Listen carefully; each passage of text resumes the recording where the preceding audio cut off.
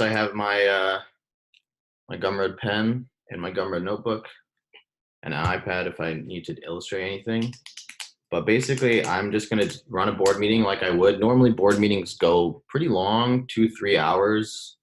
I've done, I don't know, 12 of them, I think, when we raised 2 rounds of funding. So we had a board. Kleiner Perkins was on our board. And so I kind of know how to run something like this, but I don't know how a ton of other people do it. So it's kind of hard to tell if I'm doing a good job. So this is just my interpretation of a board meeting. I think it's okay. Hopefully it's helpful. The most important part of a board meeting, in my opinion, is the Q&A.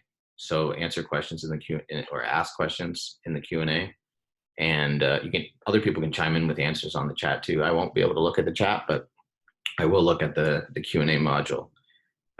That's the most helpful thing. I think board meetings are great because it forces you to sit down every either every month or every quarter, and really sort of be forced to answer questions about your business that you might not be thinking about at a high level on a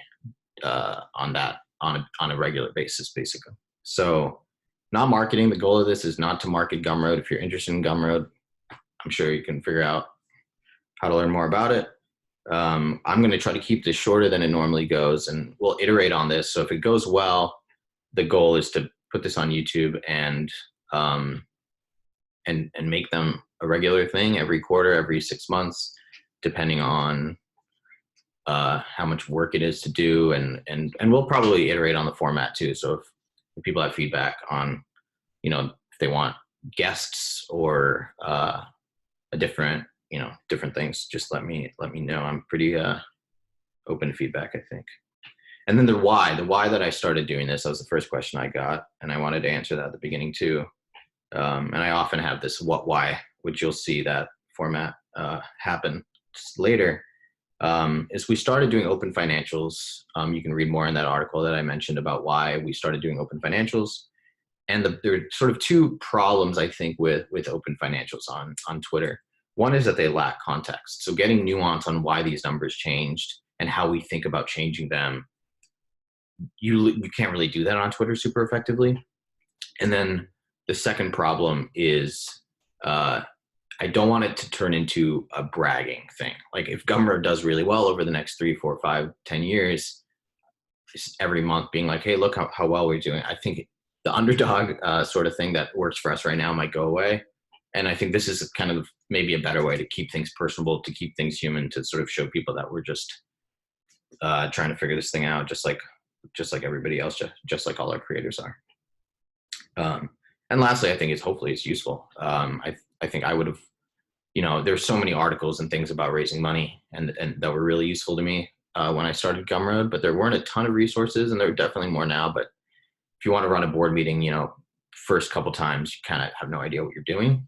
And certainly you get an idea pretty fast because you have an investor that's kind of giving you feedback on like, this is how we run ours, or how we like to see things discussed, etc. But if you're an indie hacker, or if you just want some of the value of a board meeting without going out and raising money, I think you should be able to do that. And it's fun. I really love board meetings. I feel like maybe they get a bad rap or something. Maybe they don't, but it feels like that sometimes. But they're great. It's super fun to just talk about what I've built and what we're building, and get really pushed on if we're doing things the right way for a few hours every quarter. I think was really great and productive for me. So those are all the notes that I have. So we're gonna just jump into it. Welcome to the first Gumroad board meeting. And so this is a slide that we normally don't have, but I thought it would be useful to just show people, just for the first one, like sort of just the historical trajectory of the company in terms of how much volume we did. We started the company in 2011. I started it in September 2011, raised $1.1 million, then raised a $7 million Series A. And then in 2015, when we went out to raise a Series B, we realized that was not going to happen. You can tell from those growth numbers, like the year-over-year growth from 2013 to 2014 versus 2014 to 2015. If you're an investor looking at that, like, it's pretty worrying, and I don't think they were necessarily wrong to stop investing. To answer the question and by the way, those folks raising your hands, just answer a question or ask a question in the Q&A. That way I'll be able to see it. But to address the question that says why the massive dip in growth in 2017, we just basically had no people. I mean, we went from 20 people to 5, and then from 5 to 1, and you can read about that in that Medium article. And so we just didn't really have the capacity to ship products, and there was a when that happened, there was a good shot. I remember good chance. I remember thinking like this might be it for Gumroad. Like, well, it'll stabilize, and then it'll exist for our creators forever, but it's not going to be a long-standing thing. And so when even when it just grew a little bit, I was pretty happy about that, because it showed, I think, that we built something that had, I guess people call it product market fit, but we built something that people wanted, people were finding, people were discovering organically, without, it was just me doing support basically once a week, trying to make sure things didn't explode. So this is the year-over-year GMV growth. I think this is, if I was sort of a venture-backed startup founder, that I would really pay attention to this stuff, because it's, basically it gives you a very clear sense of how the business is doing. And I think a lot of, if you're doing bad on this graph, almost nothing else matters. And if you're doing great on this graph, you could get away with a lot of crap. So I think it's a really good one. And you can kind of see pretty quickly that even in 2015, 2016, like you're not growing at the rate. Good question, Steven. Can you explain? Steven's our CFO. He's awesome. By the way, if you want to jump in, let me know, and we can do that a little bit later to get more into the financials. Your GMV growth basically means, I think it means, this is a good test for knowing what I'm supposed to know. GMV is gross merchandise volume, I believe, and so basically how much volume we processed every year. And so year over year is, so if you go back in 2015, we processed a little bit over 20, and in 2018 we processed around $55 million for creators. And so this is the year over year. The exciting thing is that even though we had some hard times, we've sort of recovered from that. And certainly we're not at the rates that we were, but that's fine. Like, we're not trying to raise money or sell the company or anything like that. It's pretty nice. And it is also good to mention at this point that we don't set goals anymore.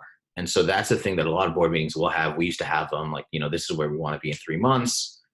And frankly, like for us, like it just wasn't that useful to do, because like we'd either hit them or we wouldn't hit them. And we didn't really inform like how we were thinking about, like, we were going to work really hard and build what we were going to build to grow. I mean, regardless if our goal was 100% month over month growth or 4% month over month growth, like that is kind of a side effect of what we were doing. So that's the thing that this board, this deck does not contain. So last quarter we processed, oh no, I need to move this Q&A module. Sorry about that. Give me a sec. It should be fine. Yeah, so last quarter, so over the last 3 months, and this is April through June, we processed $17 million. We did $1.155 million in revenue, which is about annualized ends up being a little bit over 5, I think. That math seems wrong, but I know our annualized revenue is about 5.1 million. Gross profit of 400K and operating expenses of 416. So we lost a little bit of money. And the reason for that is just last month we had we started making investments. We started doing these creator dinners around the US and things like that. And so that's why that dipped a little bit. But our July numbers, which aren't included in this, are back up. in the black, so that's good. And so yeah, we're growing. Sort of, if you look just this past quarter, year-over-year growth is 38% in terms of how much volume we process, and our revenue growth, which is a little bit more than that, is 42% year-over-year. And the difference, the 4% difference in that, is typically a result of two things. One, there is average purchase price changes over time, and because of the way our fees are set up and credit card fees are set up, like, if you end up with a higher, sort of price point per average order, it will change the revenue differently than it will change the volume process. And then the other thing is an investment in discovery on Gumroad, and we take a 10% fee for any new volume that we generate for creators.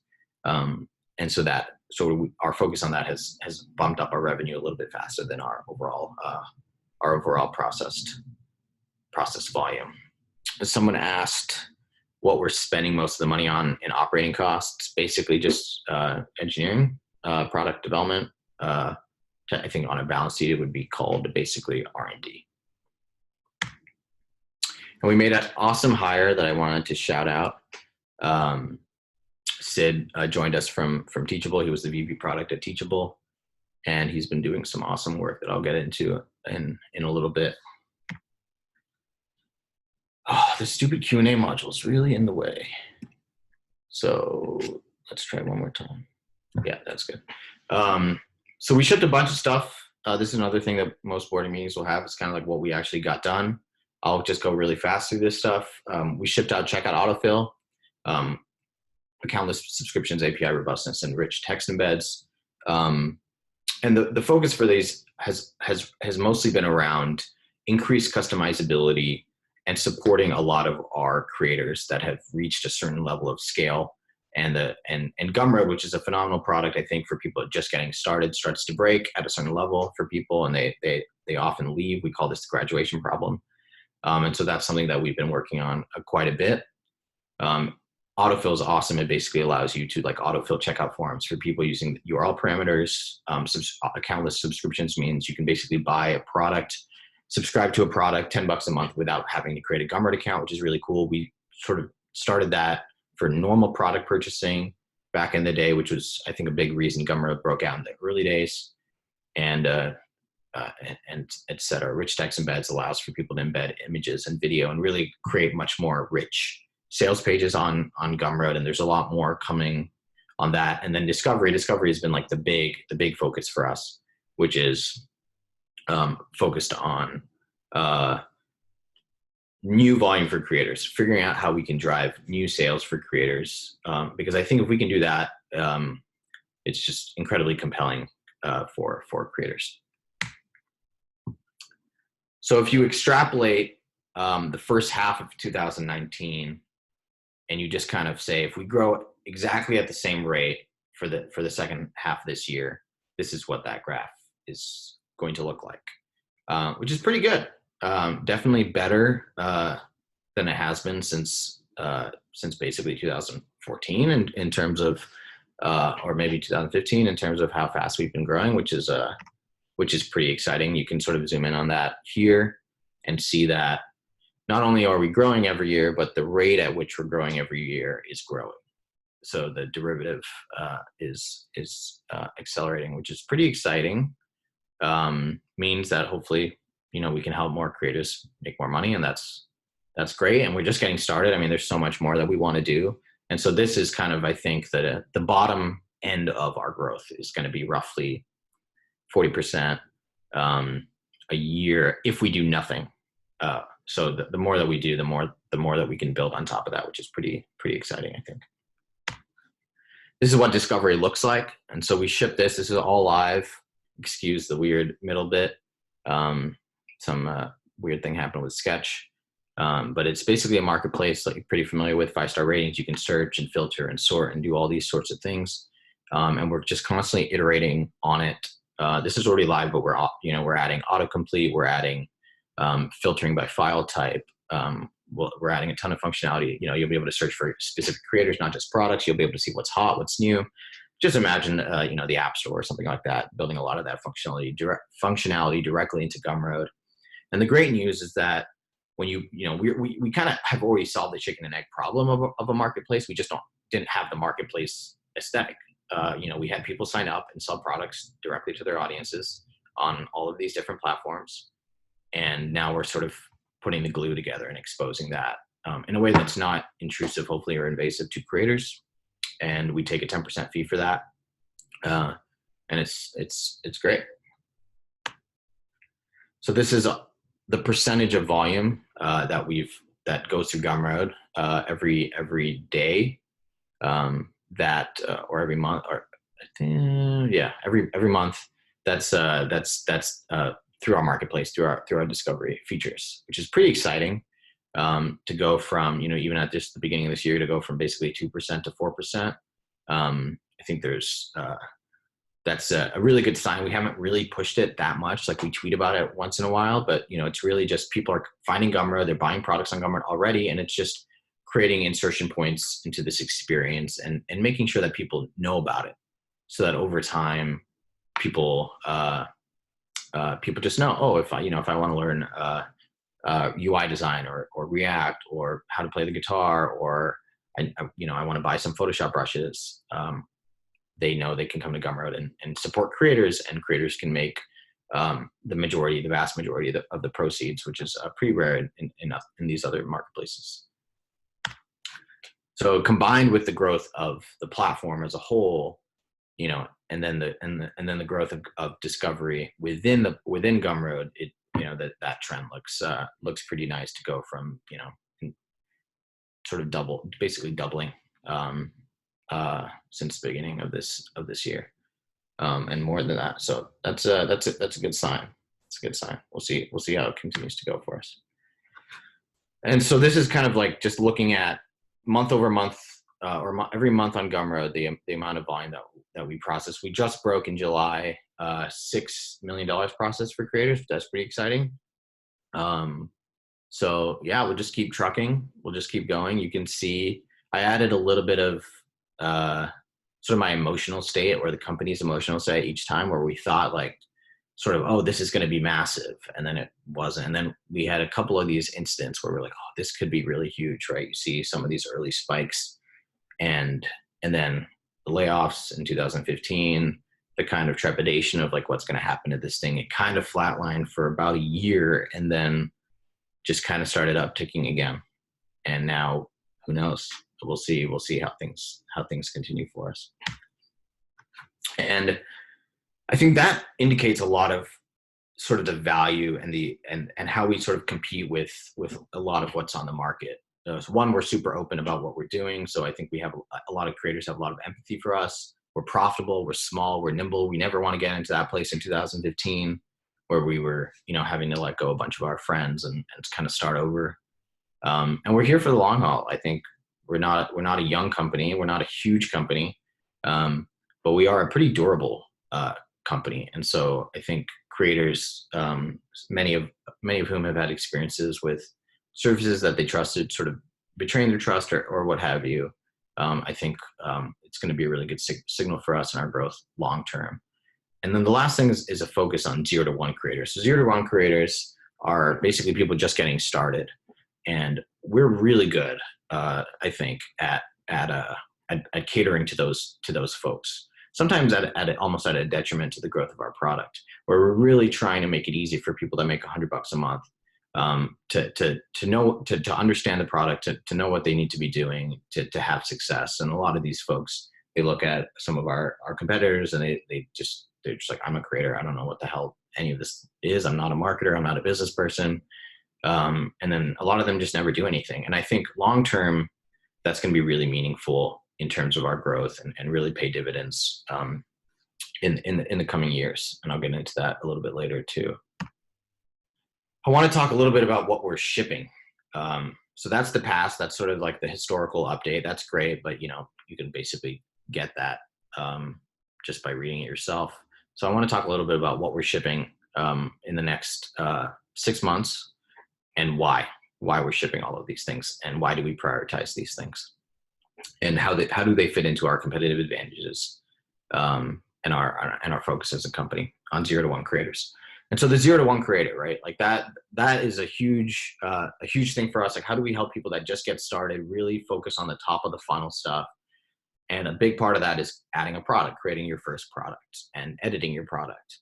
And we haven't really revisited that experience in several years. And so we're finally doing that. And I think we're super excited about this. We've talked to a ton of creators about this.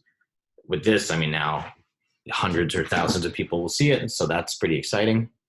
And hopefully people will be excited about it and not freak out. But basically, there are a lot of reasons we're doing this. One is that we wanted to highlight all of the different things that you can do with Gumroad. And so instead of having our current UI is this kind of fork thing where you think you can create a product, but there are all these other things you can do, but you kind of have to discover them organically. And a lot of people years later will say, I didn't even know you could do a pre-order on Gumroad. And so this is going to allow us to really showcase front and center, like all the different variations of a product that you can sell on Gumroad.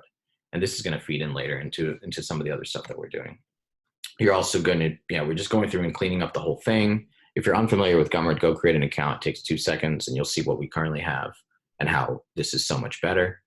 And really break up the WYSIWYGness of it. The WYSIWYG stuff was really effective in the early days when we kind of wanted to show people, like, just type in what you want and this is exactly what it's going to look like. Everything kind of looked like a product does, and that's how it looks today. But we wanted to break that up and make it feel more like an editor experience. Because I think if we do that, then we can add context and show the UI that's the best for explaining what these things are that might not necessarily correlate with explaining or with the display of how it might look like to an end customer. So that's part one. Discovery we talked about. We're taking the discovery stuff that we've built and we're applying it to creator profiles. So you'll be able to do a lot of that searching and sorting and filtering on creator profiles, which is pretty exciting. And that's going to open the door to these posts that you see here. And so you'll soon as a creator be able to have posts on Gumroad in the next 3 or 4 months. You'll be able to post just like on Medium or on a WordPress blog, but just built right into Gumroad. And it's going to be awesome. It's going to be one more thing that we do. It's going to really enrich, I think, the creator profile experience on Gumroad, and that's going to open the door to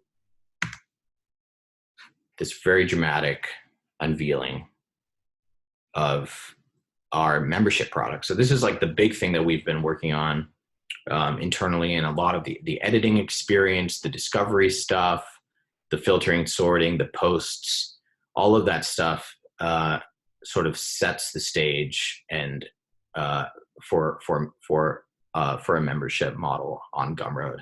And we have this functionality. A lot of this stuff is kind of, as I mentioned, kind of hidden away. And this is just going to make it front and center. And so if creators want, they're going to be able to have a membership business on Gumroad, and it's going to feel like Gumroad was made for it. That's the goal. I think everything that we build, we want to make it feel like this is what Gumroad is for, not that, oh, this is like some random feature that they built for just like the 5% of the users that might have wanted this. We want it to feel like this is why Gumroad exists. So that's pretty exciting, and hopefully rolls out by the end of the year. So to recap all the things that we're shipping and why we're shipping them, a lot of it is as I mentioned, it's kind of this bifurcated approach where we're always constantly figuring out how we can make these things easier for new creators, for 0 to 1 creators, and how we can enable new ways to monetize and minimize the graduation problem. So as people scale, they want more customizability. They have tons and tons of products on their profiles. They want to do Facebook retargeting. They want to do upsells, all these sorts of things. We're going to make it possible for them to do that. And then the strategic sort of high level change is with memberships is to really basically admit that we thought we would help creators sell products, and that's how creators were going to monetize. There was this whole message around the democratization of communication and social media, and all these creators now had direct access to their audiences, and they could sell directly to them and talk directly to them. They didn't have to go through a middleman, and we were going to sort of close the loop by allowing them to sell products in a way that they weren't really able to before. And I think to a large part that was true, and we built a business doing that. But I think we've seen that there are many ways that creators are going to earn their livings on the internet, and selling digital products is certainly one of them. Memberships and patronage is another one. And there's going to be more, I think, classes, workshops, mentorship. As I talk to more and more creators at these creator dinners around the US, they tell me that like being a creator is not sort of like a single one-dimensional, I just sell a digital product and that's it. Like it's a sort of a multi-pronged business, similar to Gumroad now that we have discovery and we have a premium offering, things like that. And so we want to kind of be able to allow creators to do the same. And it's always fun to see that, the mirroring of what we do and what creators want to do as well. And so that's sort of the long-term vision. In the next 2 years, you'll start to see like new ways for Gumroad to help creators. To go back to our competitive advantages, as I said I would, and sort of reflect how they work and how we think about them strategically. Because we focus on 0 to 1 creators, it means that we don't do nearly as much volume per creator, because so many of our creators make, $10, $50, $100 a month. And when you look at a lot of these businesses, a lot of their revenue come from the sort of the head of the tail, or the head of the curve instead of the whatever the metaphor is.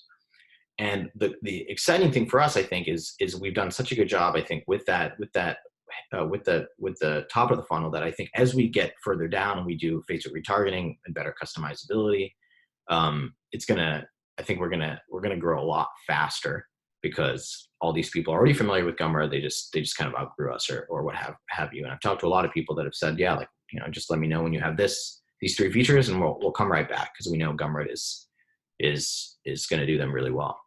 We're profitable and small, which is something a lot of our competitors can't say, which means that we're not going away. And that's really exciting to creators. It means that we're not likely, I think, hopefully, to sort of like jack up our fees or do things that are super creator unfriendly.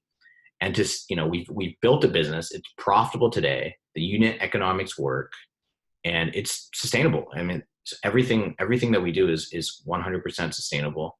And that's really exciting, I think, to creators. They all want to be in that place. And I think it means that we can stay insanely affordable. I mean, we're cheaper than Patreon or Shopify or really any of these tools. And we could do it in a sustainable way, which I think is really great. So you look at that, this is sort of the funnel. People make purchases. That's often like the lead gen for Gumroad is you discover Gumroad because a creator that you follow sells a product on it. You buy it, you sign up. 12% of our creators bought a product before they signed up. Last time I checked, they make a sale, they make a lot of money, etc. Eventually they earn a living, which is awesome. Met a couple creators this last week that drove Teslas to our meetings that we bought them. So that's pretty cool. But that's very, very few creators get there, and we're really focused on that sort of the top. So this just to set the context of where our focus is and where our focus will be over time. And this just, I think, represents the power of doing that, both the negatives of our approach, I think, in the past, and hopefully it's going to pay off for us in the future. So this shows basically by year, sort of basic cohort analysis, like where our revenue comes from in terms of the year that a creator signed up to Gumroad. And you can see roughly what happens is every year there's sort of this like initial growth, right? All these people discover Gumroad in 2012, and then they establish themselves, and then roughly they make the same amount of money every year. And so you can see this in some cases, like 2013, that actually fell, but in general, you can kind of see that whatever they kind of get to by the end of the first year is kind of where they end up long term. And that looks to be changing in the last couple of years. Like we'll see if those curves flatten out, or it looks like you can tell like each year, like the initial growth, like the lines get a little bit more vertical, which is exciting too. But basically we want to, we think we can change this. We think we can make it with a lot of these long-term sort of later in the funnel stages that this doesn't have, this thing doesn't flatline over time, and that actually every cohort eventually should actually continue to grow over time, should not flatline. And I think the reason it flatlines is because some creators get so big that they just build their own stuff on Stripe, or they want cheaper fees. That's normally not a reason, but they want customizability, or they want, one-click upsells, or these certain features that we haven't been able to offer them. And so the hope is we've already built a great sustainable growing business, but if we can do some of that stuff, we're going to see a much more accelerated growth curve. And I just want to talk about this really random thing that we're doing, and it's pretty exciting to us. So I'll just jump into it. It's called Gumroadians. It's our content play, and so this kind of happened in kind of a weird way. But basically, we wanted to figure out how we could become creators ourselves. Obviously, we have the software product. It's great. The software product helps creators make money and earn a living doing what they love and spend more time creating. And we wanted to find a sort of non-software product way to do that, to sort of push that message. And we saw all our creators making stuff, and we kind of got jealous. And so I thought it would be fun to say, hey, what would we make if we were a production studio? What sort of content would we make?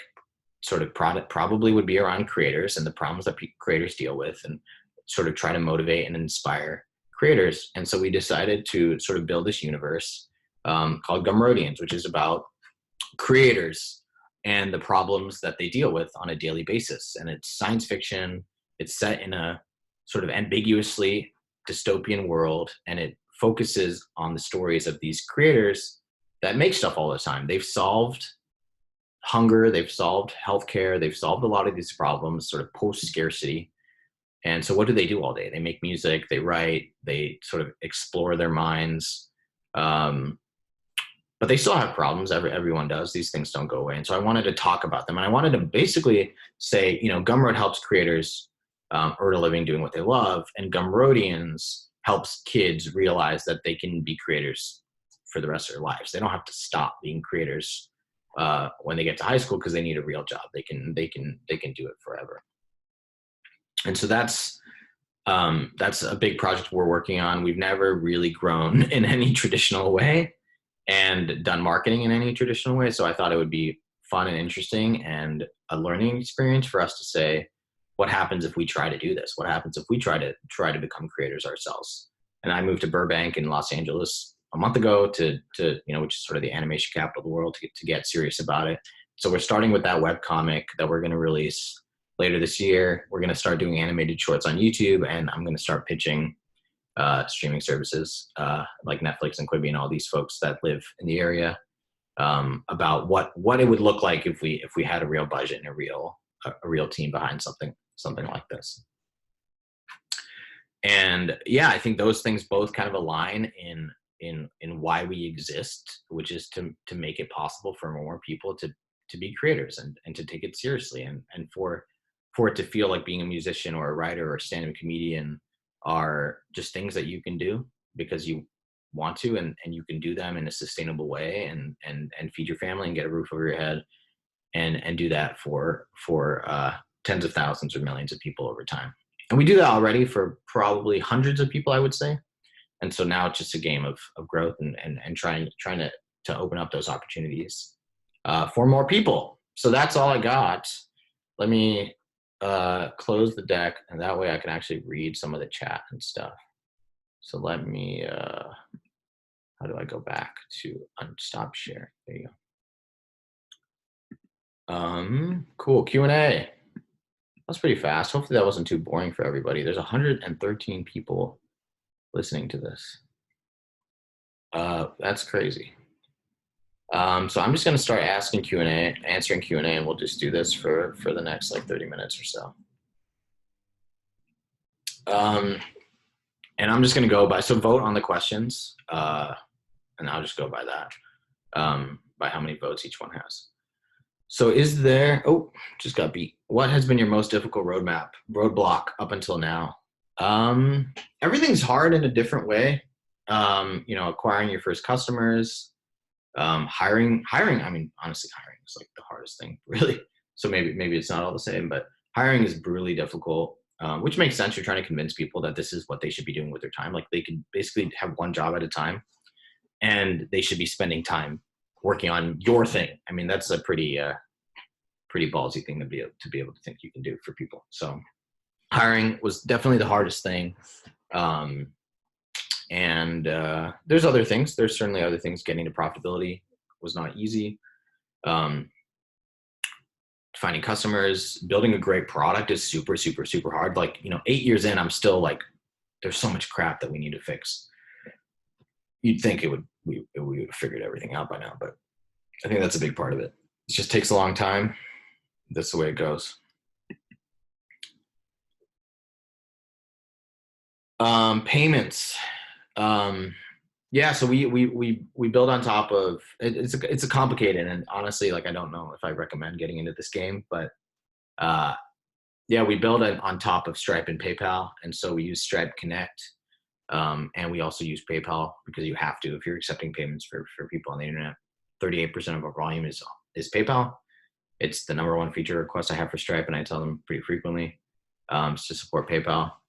But yeah, we basically, it depends on, I mean, it's very complicated. Like if you buy something from India from a US creator using PayPal or using credit card, that's different. If you buy US within US, it's different. If you buy US from someone who's in India, it's different. We do hold funds in many of these cases. And so, yeah, that's a consideration that you have to be well aware of. You don't have to technically, you could allow people, and we are going to allow creators to plug in their own Stripe and PayPal accounts, just OAuth, and then just act as basically a wrapper on top of that. But that's probably not going to be ready for a little while. But that's what I would recommend doing in the beginning, is just allow people to plug and play. And then if you want, you can get into the gateway game. But it is a sizable amount of work, and it means that you basically are on the hook for money laundering, for risk, for fraud, for chargebacks, refunds, for creators that might not be even using the platform anymore, that now you're on the hook for the refunds, et cetera. Like it's not something I would take lightly, for sure.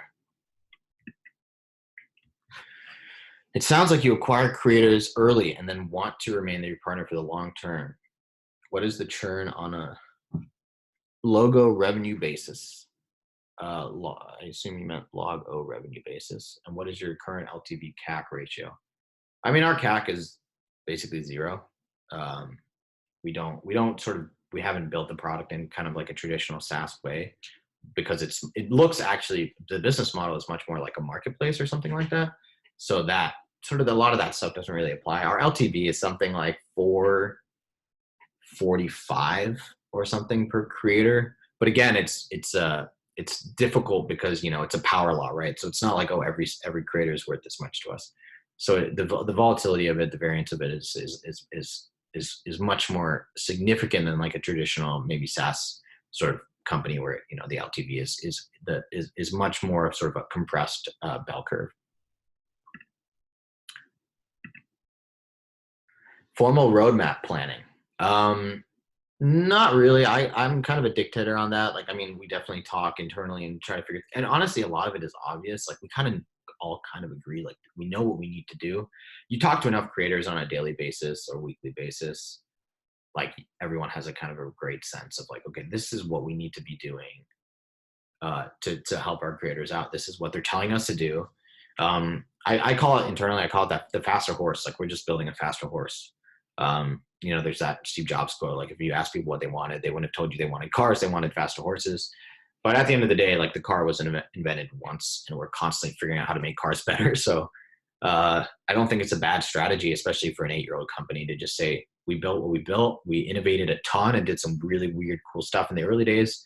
We invented some cool stuff, buying inline on a website with just one JS that now Stripe Checkout does. Like that's, we created that. And so awesome. But now we're just iterating and making things better and better and better every day, every week. And so, yeah, we don't do like sprints. We just ship, we just figure out what we want to build. I can actually show you if you want, if you're curious about it. This is a board meeting, so I guess I'll show you how we think about this stuff. We use Notion. We just switched to Notion. Notion's great.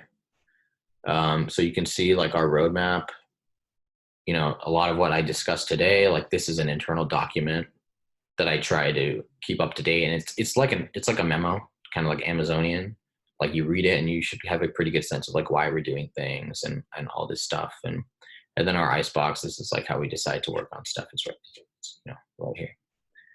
So it's not too crazy. There's not a lot of infrastructure. I think, we're a tiny team of like 8 people. We don't need, all remote. So we don't really need a ton of process anymore. When we're 2025, and also when you're trying to grow and really hit certain milestones, some of that strategic planning makes a lot more sense potentially, because if you don't hit those milestones, then you're not going to be able to raise money, and those sort of have implications for how you run the business. But the way we're doing it is like, if we have an awesome year of growth or a terrible year of growth, like we're still profitable, we're still building stuff, we're still roughly the same team size. Like it doesn't have a profound implication on what we're trying to do. My greatest concern is the possibility that you, Sahil, lose interest in Gumroad and move on, or that an investor start demanding returns. Investors can't demand returns. I'm the board. This is a board meeting. Like I'm the board. It's just me. So that concern should be alleviated. They don't have any control, and they're frankly great. Like they're investing in a lot of other companies. Like they're not trying to hammer me to return like a 2x multiple on their investment from 2012. A lot of that has been written off as well, so that's not a problem. What if I die? Thanks for that question. Appreciate it. Haven't thought about that in a few days. I'm sure there's people can deploy the site. People there'll be some sort of legal suit, I guess, and I'm not exactly sure what happens when that happens. The bus factor, right? If you get hit by a bus, what happens? I currently have no plan to lose interest in Gumroad. Like the Gumroadian stuff, like a big part I'm doing that is because I want to, and it's exciting, and like I have this vessel Gumroad that like lets me like figure out how I can help creators, and that's just a promise space that I don't think I will get bored of for a long time. If I ever lose interest in Gumroad, like there are multiple people I know that would be amazing leaders for the company, that I would give it sort of, I can do it tomorrow. If I wanted to take a break and go to Malaysia for 6 months off the grid or something, I would have no fear doing that. Not that I plan to do that, but it's a concern. I think the final way that we'll alleviate it is we'll open source Gumroad. So there's even less of a risk of Gumroad going away, because even if things somehow totally implode, maybe I just have a mental breakdown and I decide that like, I don't know, like no one's going to be able to use Gumroad anymore. You can just fork it and there'll be gumroad2.com or whatever. Maybe you'll come up with a better name. So that's the final way that we plan to alleviate it, which should basically just like a WordPress, right? Like you're not super concerned that like Automattic is going to go away, because WordPress will live on. Creator dinners have been awesome. It's hard to tell, honestly. It's frankly, like if you try to justify it as like a financial investment, like it's unjustifiable. But it's in terms of, I think, the long term, like one, the relationships that I'm building with creators and all the feedback that I'm getting. And it's just a fun, good thing for me to do. I've never done it in 8 years. And so I think if you sort of spread the cost over the past 8 years, like it's totally worth it to invite the top 25, 50 creators, depending on how large a city is for us, and just get their feedback and thank them for using the product. And we can afford to do it. And so I thought it would be a good idea to experiment with these sort of like high touch events. And it's always weird. It's always funny when you show up and they like don't expect, like I just kind of assume that everyone that uses Gumroad is like, oh, it's a startup. It's like probably run by some young person. But then I show up and they're like, I was expecting like, I don't know, a thing. And I'm like, Gumroad's not maybe not as successful as you thought it was. GMV answered. Awesome. All right. Can you share more about how you think about the graduation problem and building a more robust stack of tools that creators can grow into, unlocking more powerful ways to build their businesses over time? Yeah, I mean, every business has this problem.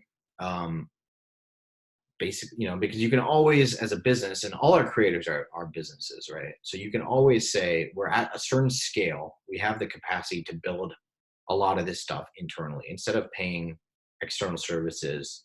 It makes, let's say 5% a month, it makes sense to spend $15,000 to do 2% internal transaction costs or something like that, right? Like the math eventually works out if you get to a certain scale. So it's not necessarily about getting rid of it, just delaying it over time.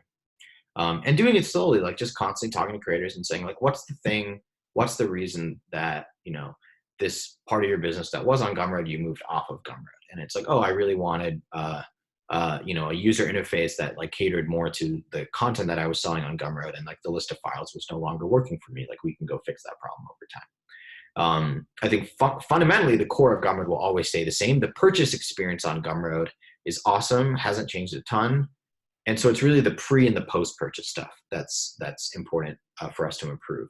The pre stuff, like the landing page customizability, is going to be a big thing. And then the post-purchase stuff, which is like the library experience, the content consumption experience, that stuff's going to get way better as well. If we do that better, people are going to spend more time on Gumroad. They're going to go to the discovery stuff. They're going to buy more stuff from creators.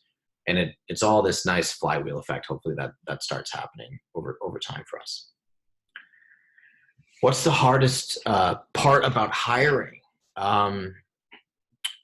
It's everything. It's super time consuming. Like when I was hiring full time at Gumroad, it was a 40-hour minimum I was spending just fully recruiting, and then I had all the other stuff I was doing on top of that. Like I had another job too as CEO. It's just you talk to a lot of people. It takes a lot of time. Most people say no. And so it's just kind of hard to kind of constantly just reach out to strangers, have coffee with them, tell them this thing that you've been building and you're so excited about. And then they're like, I'm good, I'm not interested. And that's just the default. You just get kind of used to it over time, but you got to stay excited and stay optimistic about it. But it's just hard. Just like imagine you, like, what would it take to convince you to leave whatever you're doing and work for somebody else and their vision full time? Like that's not a simple thing, a simple decision that you make. And also it's a timing thing. Like you're not ready to make that decision all the time. Right. And so you kind of have to talk to people and hope that like, as you reach out to them, they're perfectly like this life decision, big change that they plan to make perfectly hits. And someone was already thinking about, leaving their job or shutting down their startup and finding a job, or moving to San Francisco or what have you. And so that's probably the largest thing, is the fact that so much of it is just timing. It's just constantly making sure you're top of mind and people know who you are, and building a reputation that's hopefully positive, because when they're thinking about that, hopefully they think of you, they think of Gumroad as that opportunity for them. So that's just hard. It's hard to do that at any scale when you're a tiny company and you're just kind of trying to hack it. And frankly, like you don't have that much to offer. You're like a startup that hasn't succeeded yet. You're tiny. It's not, it's definitely sort of an uphill battle. What are the roadblocks for creators to keep growing? Just becoming a better creator, becoming a better artist, building an audience, just constantly producing content. Basically whatever. There's like a couple things that I tell creators. The first thing is you got to make stuff. Like you got to get good at what you do. That's, sort of step one. Like I wouldn't be here talking to you because I have a bunch of Twitter followers if I didn't learn how to design and code 10 years ago, right? There's not like a overnight thing that happened. And got relatively competent at doing that. And that got me the job at Pinterest, and it got me investor connections. That got me to raise money and like, right. It doesn't happen just because I'm, social media savvy. A lot of creators are social media savvy. Basically any kid under the age of 14 is. And so it's like, what do you have to offer? How can you get good at what you're doing? But then how can you produce content, valuable content, and put it out there? Because that's how you are both going to build an audience. You're going to get better at your craft because you're going to get feedback on how to improve. And the more you give away, when you're finally ready to say, hey, I have this product that I spent a lot of time making, like, would you buy, would you support me? That's when folks are going to do it. Even this board meeting, for example, this is a way for creators. I'm a creator. I sort of identify, I think, as a creator of Gumroad. This is a way for me to keep growing, to experiment, to try, to learn, and to build deeper relationships with people, so that one day if I need it, if I want to, if we launch a new thing or this Gumroadians comic strip and we're trying to make it go viral or whatever, like we're gonna have an easier time doing that. It doesn't let me. Okay, cool. Why should we choose you versus Stripe? I think they're sort of fundamentally different companies. If you're looking for, if you're someone who knows how to code and you want to do payments, you just need to accept payments, credit card payments on your website, like go use Stripe. I love Stripe. We were probably user number 50 of Stripe or something like that. So yeah, hopefully you don't have to make that choice. They're sort of fundamentally different products in my opinion. How do you talk to users? Don't call them users. This is, I try not to, at least. I know it's a little bit like pretentious of me, but I call them creators just because it makes sure that I'm always aware that they're not sellers, they're not merchants, they identify as creators. They want to make stuff. They want to make money so that they can make more stuff, not the other way around. And just, honestly, just ask them, like, what do you want from us? Try not to ask leading questions. Try not to sort of get proof that what you already decided to do is what you should be doing. It's very easy to do that. Like, oh, that's what you want. Cool. We're already building that. Like, that's not super productive. And honestly, like, I don't even typically come in. Like, often I'll have a laptop if I need it in my backpack with like a bunch of these screenshots that I showed you, right, to get feedback. But it's just a casual conversation. And like, sometimes it takes 20, 30, 40 minutes to get into like, oh, I didn't realize like that was actually a real problem for you. And so, have long conversations. I do them all in person. Sometimes I use Zoom. I try to do them in person just because I think when you sit, like, having a creator tell you like there's this bug or there's that, like that can happen over email. But what I really want is like to really understand how they think about their life and what they want out of it and how Gumroad can fit into that long term. And that's not going to happen if I just come in and I ask them a bunch of questions about Gumroad. They're just going to tell me about Gumroad. What I want to know is like, what did they do today? Like, what do they struggle with? Like, was it a pain to get healthcare? How did they get healthcare? How did that vary? Like, how did that change when they moved from state to state? Like, those are the questions that I'm interested in because I want to sort of like holistically understand the life of a creator, and then I can figure out, okay, in these parts of it, I think Gumroad can play a role long term. What are your suggestions on how to find a tech co-founder? Honestly, just learn to code yourself. I tell everybody this, and everybody hates that answer. But if everyone can learn how to code, no one was born. This is what I believe. I don't know what the data actually shows. Maybe the data's off. Maybe I'm or maybe I'm off. Maybe I'm wrong. But I really believe that like anybody can learn how to code. I'm not like a savant or anything close to that. And I'm the worst engineer at the company, which is how it should be. And, I can code enough. I can figure things out. It's only getting easier and easier and easier. And so, yeah, I'd learn to code, or at least attempt it. Like, give it a shot. Don't say, oh, that's not for me because I don't know math. Like, I don't write math on a daily basis or on a yearly basis. And then if you don't want to, for whatever reason, you're like, I tried that, it's not for me. Like, just get as far as you can without having those skills. And the farther you get with your business, like the more enticing it is for a co-founder or technical person to say, okay, yeah, that's the person I want to partner with. The more interesting you are by yourself, the more interesting you're going to be to a technical co-founder or anybody else, any person you're trying to bring on board, an investor, a person who wants to who's thinking about writing an article about your space, a potential customer. Like, all of these things become easier the more sort of competent you are on an independent basis. Love the information. Thank you. But are you not ever concerned about your competitors having access to all of this? How do the benefits outweigh the risks and costs? Well, the biggest thing is that we're profitable, and that has really made life way more fun and interesting, because before it was about raising money. And so I was sort of the zero-sum game where like an investor can raise in them, or it can invest in them, or it can invest in us. And so there's, an engineer can go work at their company or our company if they're interested in this space. And so inherently it was just like more of a zero-sum thing, where now that we're profitable, it doesn't matter. Like, if competitors see all of this stuff, which they should, if they're good competitors, like they should be watching this. So hello, everybody. I've talked to them. I've had dinner with basically any founder that we compete with, because we're all trying to solve the same problem. We're trying to make creators' lives better. So I don't really have a concern. I think we're not going to win because we were secretive about what we were building, because eventually that stuff's going to be public anyways, right? We're going to ship it. So there's only like a 3-month lead time anyways.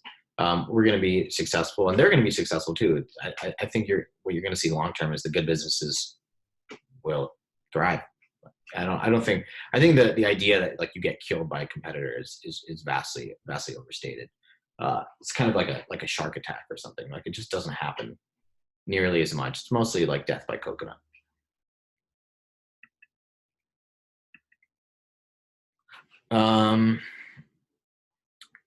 I'd love to hear more about subscriptions, memberships, thoughts on competing with WordPress, WooCommerce, Shopify, and Patreon.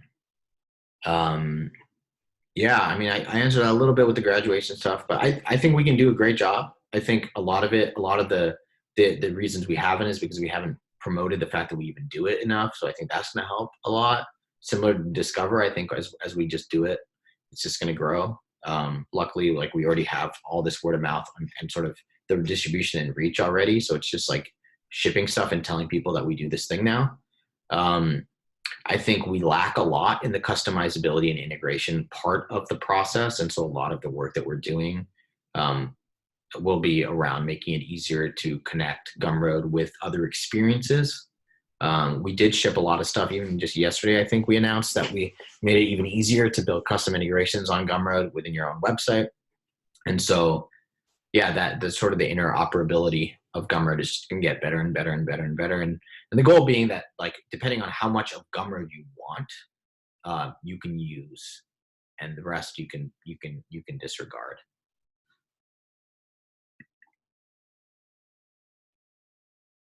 Have some coffee. Let's take a break. I don't drink a ton of coffee.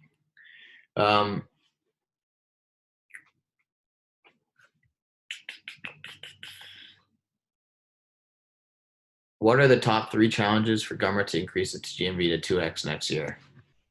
That's not our goal. So I don't know. Just more creators making more money. It's not really something I think about. I just think about making a better product for our creators, making our current creators' lives easier, and if we grow, we grow.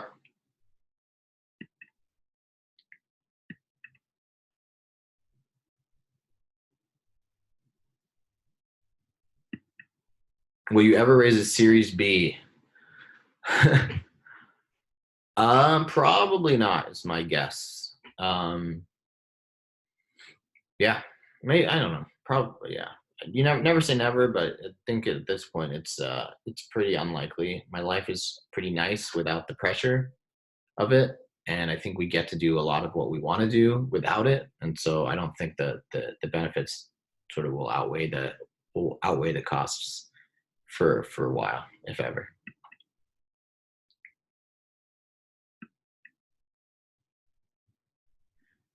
Marketing Gumroad in Latin America. Yeah, we do localize in Spanish and Portuguese, and we plan to do more of that. The biggest thing will be payments, allowing people to pay in their native currencies, which is something that's been on our roadmap for years, and it's just really hard. But yeah, eventually we'll do that for sure.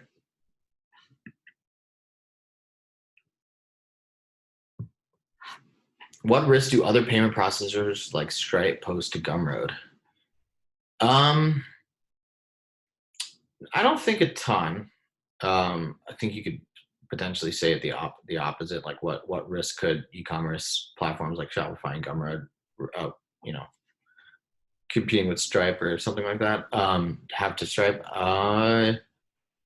There is always you're always gonna, whatever business you build, you're always squeezed on 2 sides. You're going to be squeezed on the sort of the enterprise white label offering, whatever that is, which in our case might be something like Stripe. And then you're going to be squeezed on like the sort of the vertical integration, which might be something like a Netflix or an iTunes, which typically takes a larger fee, but they sort of abstract away everything. And they're typically incumbent solutions. and have distribution. And that's like the sort of big advantage for them, sort of like legacy distribution. And every business has those things. So you just have to be mindful of where you want to compete. Do you want to sort of go in this direction? Do you want to go in that direction? In terms of how difficult would it be for them to offer competitive pricing? I don't think it's hard for them to do that, but I think if you're a Stripe, if you're a $20 billion business, like a business like Gumroad is not interesting to you.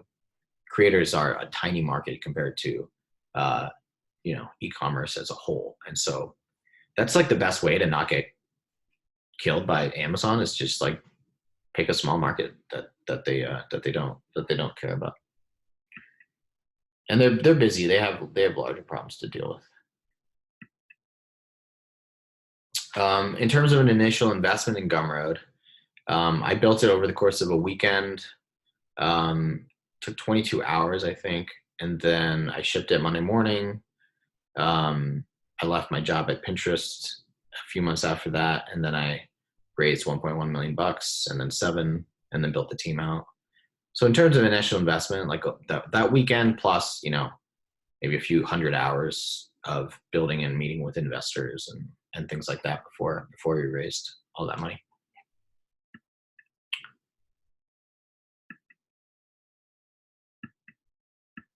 Awesome. Cool. I think that's it. I think that's all I wanted to cover.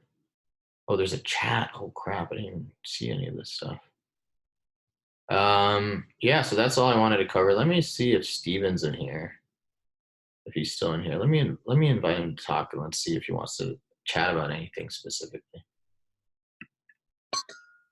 Steven, I don't know how any of this stuff works. Can you hear me? I can hear you. Cool. How's it going, man? Good. Did I do okay? You did okay. You did good.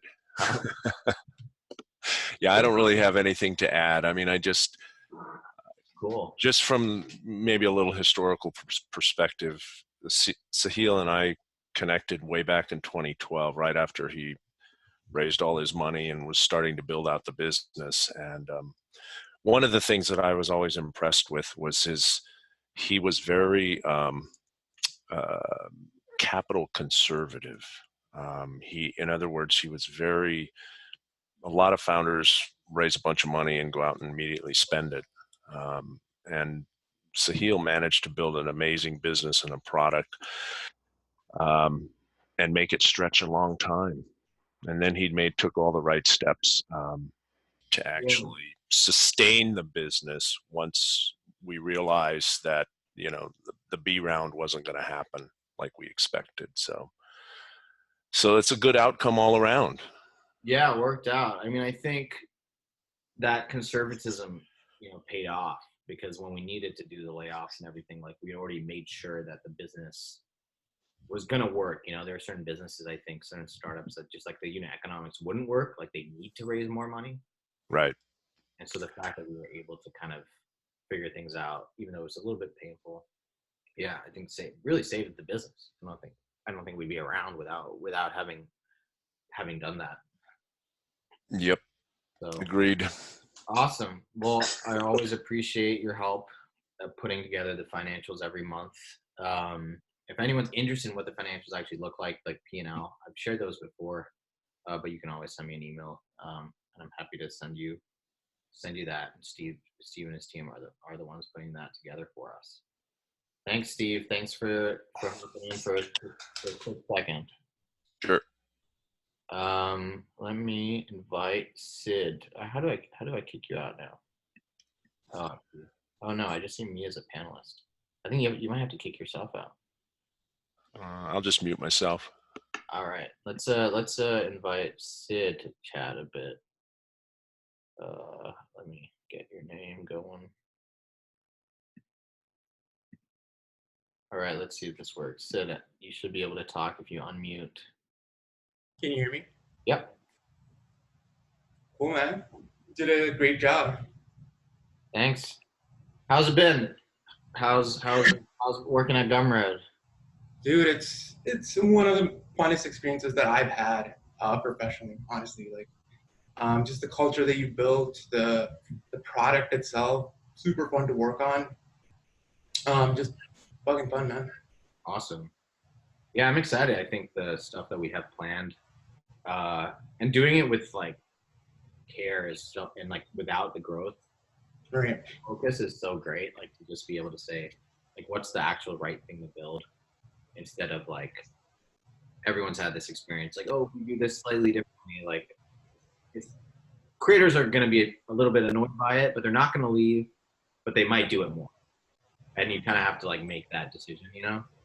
Yeah, it feels like we're actually solving the problem that a lot of creators encounter, as opposed to some of our competitors who have to deal with a lot more stuff. They have to deal with investor expectations, or raising up the prices. Just all of that stuff just has not been a worry at Gumroad. So even as an employee, just it adds a lot of stability.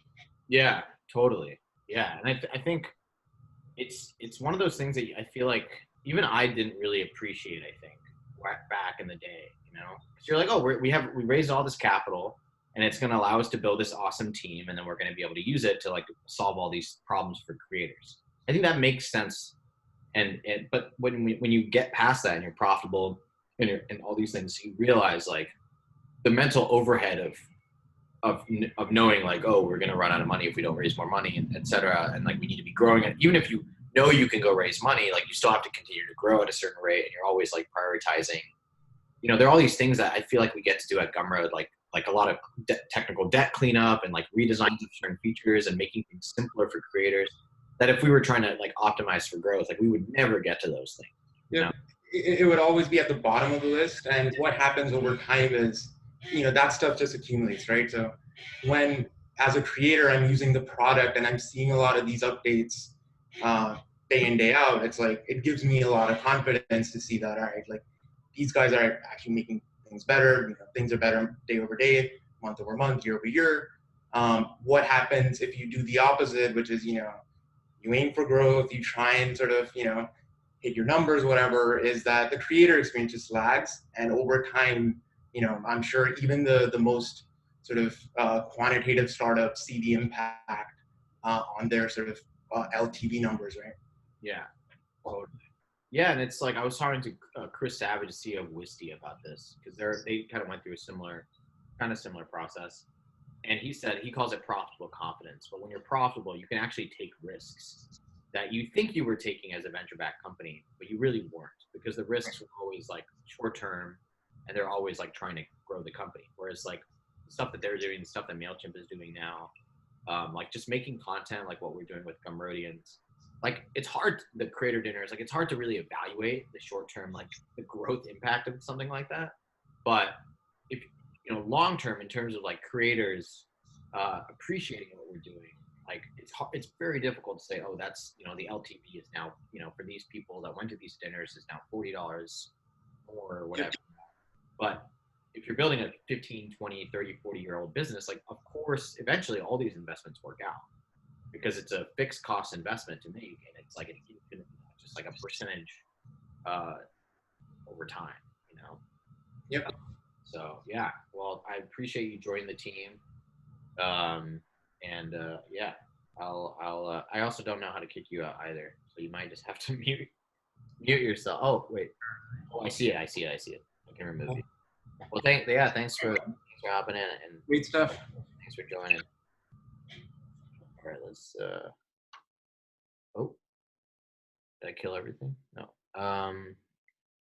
All right, who else is here that I recognize from the internet that is familiar enough with Gumroad? Jose, are you interested in joining? Let's send you an allow to talk notification. So Jose is a creator on Gumroad, one of our most passionate users, I would say. How's it going? Can you hear me? I can. From the Dominican Republic, right? Yep. I think I'm the only Dominican in the platform. Maybe. I'll check actually for you. There might be a few. You could do. Oh, yeah. I'll check. Let me know. I would like to reach out to my fellow Dominicans. How many people live there? Like 10 million people. So it's a small country, man. You can fit Dominican Republic like 20 times in Florida. Oh, really? That's cool. Yeah, it's a small country. You can travel like from the south to the north like in 2 or 3 hours by car. So Yeah. it's small. Yeah. Awesome. The people are so warm, and we just love people from all over the place. It's a great place to come visit during summer. Awesome. I'll have to come. Yeah, you should come. You should come. I'll drive you around. Oh, you should make one of those Gumroad dinners that you're currently doing. Yeah. We need to start doing once we exhaust the U.S. metropolitan areas. We're gonna have to go outside. Yeah. So what do you think as a creator? What are your thoughts on what we're building and yeah, I know you're very vocal about what we should be doing. So I'm not vocal. I just reach out on DMs and tell you all my ideas, but and I also tell I have some students that actually learn from me, and I always tell them start with Gumroad, learn the platform, learn how to sell online, learn how to create a landing page with Gumroad, and start making money with it. If you like the platform, stick with it. If you don't, find something else that works for you. Mm-hmm. And from what I can see with Gumroad is that it's such an easy, let's say, e-commerce platform to use, not only for starters, but also for anyone who's in the online business, that I cannot, let's say, I cannot not promote it enough because it's such a great product. And you, for example, you're always open to new ideas, and you always should mostly answer all of the DMs I send you. So that gives me comfort. You don't have many CEOs answering questions to their let's say buyers or clients, or as you say, creators. Mm-hmm. That's something that talks really great about the company, and it's something I truly 100% appreciate. And I believe that other people who are here in the webinar, we call this a webinar, can also sense that. You're one of the few that actually answers the DMs, which is quite nice, and gives me a lot of comfort that you actually seek out advice from the people who buy from you. Yeah. That's rare, and I wanted to thank you for that. Really, I'm just waiting for the upsells to be done, because we will. We're working on it. I'm going to harass you, man, all day until you book the upsells, because it's such a great thing to have, especially in my niche. Totally. Yeah. And I think you're great too, because you interface with all these people that are getting started, and so you have, not only are you familiar with Gumroad, but you see what these new folks that come into it kind of struggle with as well, and what they want. Yeah. We have a huge community on Twitter that are all into like teaching other people how to make money online, how to sell their skills, how to sell their skills and make money and make the world a better place by teaching other people to do what they do. Yeah. And it's all on Twitter, which is quite, mind-blowing to see people making money on Twitter. Like, the place where people go and just start talking weird things and memes and cat memes, and they're actually using the platform to make the world a better place. That's, to me, great. Yeah.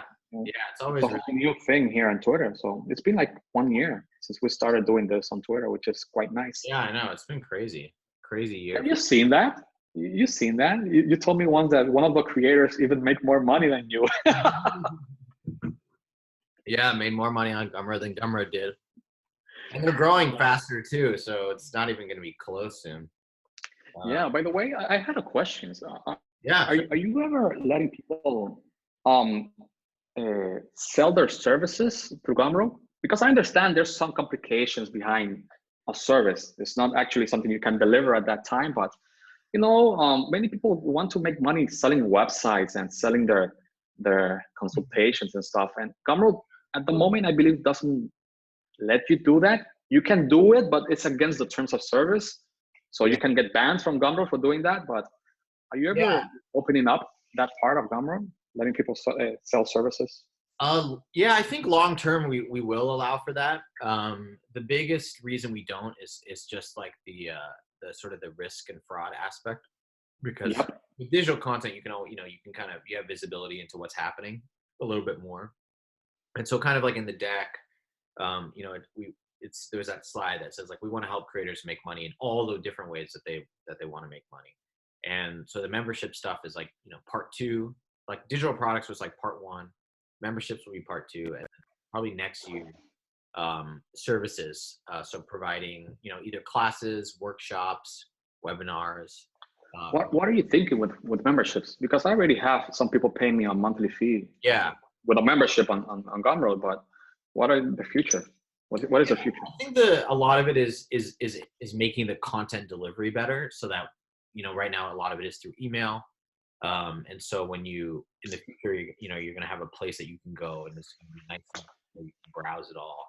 So it's just making that a lot more rich. And then I think there are a lot of people that want like the visual of it to make it look like, you know, there's tiers and you can pick between different amounts. Change your tier after the fact, which you currently cannot do on Gumroad. Things like that I think we're probably like 70% of the way there already, and it's just like the last, which is why we're doing it. So we're already so close. We might as well finish. What about like free, like 7 days for free, and then after the 7th day you get charged? Is that something that's coming to Gumroad one day? One day, probably. Yeah, I mean, I think one of the powerful things with the way that we're building it is that all the features that we've built for Gumroad in general are going to work for memberships, right? And so things like if you want to pay upfront for the year and get a discount, you're going to be able to do that. If you want to do, yeah, what you mentioned potentially, if you want to say it's, you know, it's like maybe it's, you know, cheaper for the first month, like a discount code just for the first month, etc. Like all these things that we're going to allow for products on Gumroad in general will also apply to memberships. The goal is that it will be an incredibly powerful sort of feature set when we allow people sort of officially to have membership businesses run on Gumroad. You know, even though you might think you don't have those features at this very moment with Gumroad, I've learned how to use Gumroad on my own side to, let's say, overcome those things that you cannot actually do in the platform itself. So if I want 2 different membership prices, I just create 2 different products, put the overlay on my website and just sell it. Yeah. And that's how I've more or less jumped around the hurdles of not having those features. So they work. And the overlay, well, I told you the other day, make it work on mobile. That it would help me a lot. You can do some pretty crazy stuff with Gumroad. It's just making it so that people know and it's baked into Gumroad just on the platform itself. So you don't have to finagle some JavaScript or anything like that. You know. Yeah, oh, so finally, just wanted to thank you for this amazing product, man. Really, this Gumroad helped me change my life. You know, for years I dreamt about making money online and selling websites. Well, I don't sell websites on Gumroad, but teaching people how to do what I do, teaching people about my ideas, values, and stuff. And Gumroad has let me use my own skills and my own ideas and sell them through Gumroad. So that has been possible thanks to you, especially here in the Dominican Republic, that we can't use Stripe here. We can pay people who use Stripe, but we cannot create a Stripe account here without actually opening a business in the United States, which, you know, sucks big time. Yeah. So having this tool, Gumroad, has let me charge for my ebooks and membership without without actually building a business outside of my country, which is more complications and more paperwork that I'm not willing to do at this very moment. And that has been possible thanks to you and your team. So thank you so much for your platform. It's really a game changer for me and for many people that I know too. And thanks for hopping on. I'm gonna invite Trent next, and then probably thank you. Call it quits after that. Thanks again, man. My time. All right, let's see. Oh, Trent is using a old version of Zoom. So let's see if this is gonna work. He might not find out. Trent, you need to unmute yourself. It might not work because you are on an old version of Zoom. going to give this a few minutes and then we'll, or a few seconds maybe. Oh, it's not going to work, is it? It's not going to work. All right. Sorry, chat. Next time. Well, thanks everybody. That was it. That was the first Gumroad open board meeting. So hopefully it was educational. Yeah, we'll see you. Send me your feedback, please. I don't really know what I'm doing, so send me an email, Sahil, Sahil @gumroad.com, and we'll hopefully do this again soon. Take care, everybody.